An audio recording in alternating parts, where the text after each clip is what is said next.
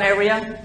I see Brad here from Ripple. I think we're leaders, not the, I'd say top 3, 4, just not to be maybe 5, but maybe 3. Top 3 in the world in terms of blockchain-based technologies.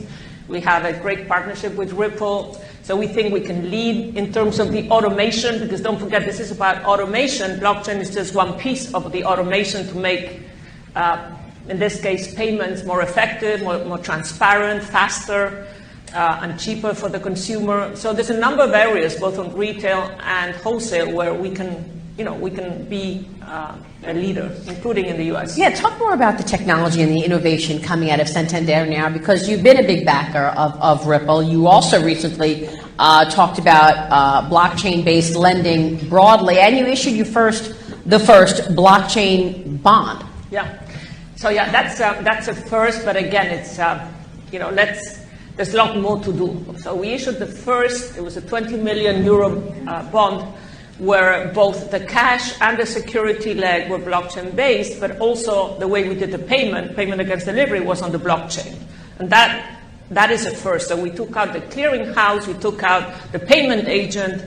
So there's a lot of inefficiencies in what I call let's say, the engine room, the infrastructure of payments. It's not, I'm not saying the banks are great, but a lot of it is not to do with us. It's to do with all the payment rails behind what we actually build upon. And so, again, there's a number, you haven't asked me about Libra yet, but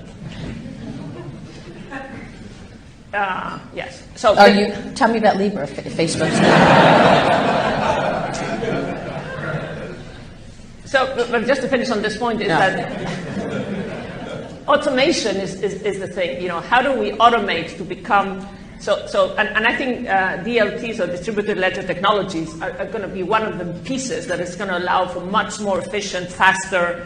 The consumer wants everything 24/7, 365, and that's what we're going to be doing with this infrastructure change.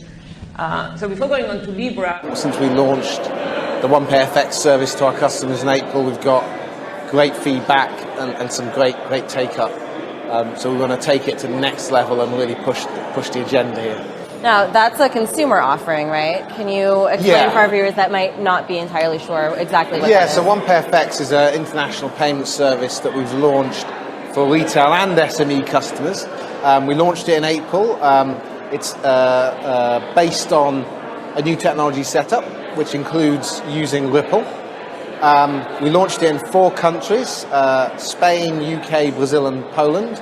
And we're now in a process of making it available to more customers, more segments, more countries. Another interesting player in this space is SBI. SBI is a fairly big financial conglomerate. Now they're launching a new initiative to make them the 4th Japanese mega bank by tying up with a number of regional banks. And they've been investing and exploring blockchain technology probably more than anybody else here in Japan. In fact, this is from their own reports. You can see that they're looking at all different ways of bringing different technology into financial services. It's not just a blockchain, but it's AI, it's IoT, it's robotics, and they've set up a number of subsidiaries to look at exploring those opportunities, particularly with regard to blockchain. They have invested in exchange business, in mining, in remittances, derivatives, and so forth. So, for example, they actually own 60% of SBI Asia Ripple, which is the Asia-based unit to promote Ripple usage among financial institutions.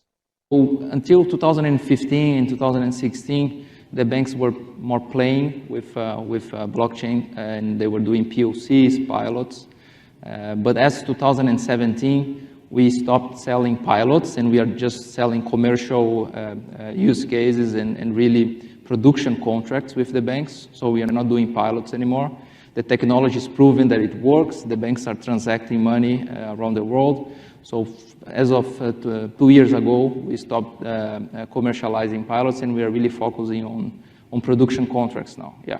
So we do have many banks in the world and in Latin America region using blockchain technology through Ripple to send money cross-border. Yeah. Latin America was, it is one of the most important regions for Ripple. It was one of the last regions that we decided to have a base and to hire employees. But we have seen a lot of momentum now. So we have many banks in Brazil, in Chile, Argentina, Peru, Mexico, in Central America, Caribbean. So we are growing quite fast. The banks are implementing different use cases. Sometimes it's more B2B and corporates. Sometimes it's remittance. Some of them are implementing inbound. The other ones are implementing outbound. But all of them are looking to reduce the costs, increase the speed of the transaction, and also to have transparency of the flows. And this has been very successful in the region because Latin America has different currencies among the countries. Those are exotic currencies that don't have, it's not an FX, it's a very regulated market. The FX market is not open. So it's important to have a technology that could help the banks to open more doors, to transact, to send flows and receive flows among the RippleNet members. Kind of core banking architecture, I think there would probably be some changes needed in terms of the Federal Reserve System. But for, smaller valuation or smaller amount payments, I think you already are seeing some blockchain-based systems being created that enable the movement of money. So I think there are examples out there. We talked about XRP or others that kind of offer this. We bring everybody along with us as we make this technology jump. Sure. Thank you for the question, Mr. Scott. So I think it has to be done in partnership. So PayPal is a technology company, but there are all sorts of entities that are on the ground in the communities, in the places where you're talking about. Think of retailers, maybe a 7-Eleven, a Walmart. Think of a remittance provider like a RIA, where we can partner with those entities, enable cash to be offered up at the point of sale, and then digitize it on the back end. So I think it's really in getting on the ground in the communities, in the places where these people are, and providing them a service, as I mentioned in my testimony, that is actually more valuable than just a cash-based service. Because until and unless we create that value proposition that really can respond to the challenges and the issues that they're facing, then there won't be a reason to move into this ecosystem. Effect use cases like payments, what is it that matters? Is it secure? Is it reliable? Are the payments fast? Are they cheap? XRP wins on all of those metrics. Again, over 35 million ledgers closed without incident since the system began, roughly 1 every 5 to 7 seconds. XRP is currently available on more than 60 exchanges.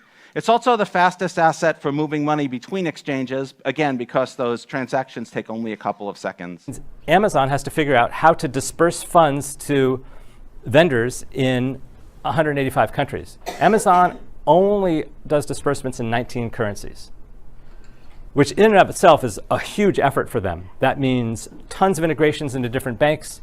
That means employing literally hundreds of people within Amazon to work on payments. That's true. We've talked to people in Uber. We've talked to people in Airbnb. These are not payments companies. New companies like Amazon and